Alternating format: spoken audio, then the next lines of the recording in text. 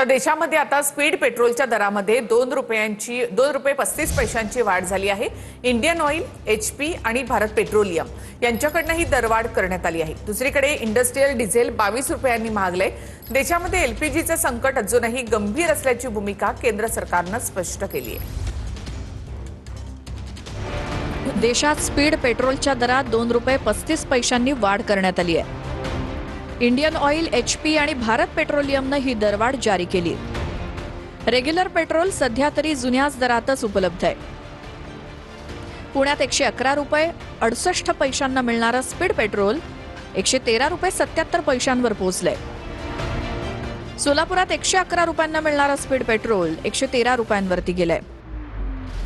रत्नागिरीतही power पेट्रोलमध्ये ₹2.09 वाढ झाली आहे।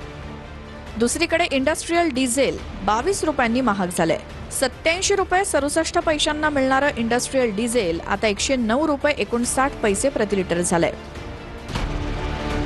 याआधी 7 मार्चला घरगुती गॅस सिलेंडरच्या दरात ₹60 वाढ करण्यात आली आहे। देशात एलपीजीचं संकट अजूनही गंभीर असल्याचं केंद्र सरकारनं म्हटलंय।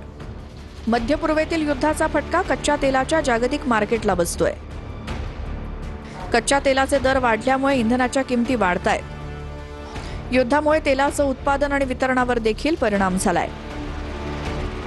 गेल्या काही दिवसात ऊर्जा प्रकल्पांवरती हल्ले वाढलेत, त्यामुळे जागतिक तेल बाजारात अस्थिरता निर्माण झाली आहे। याचा परिणाम भारतात प्रीमियम पेट्रोल आणि इंडस्ट्रियल डिझेलच्या दरवाढीत झालाय।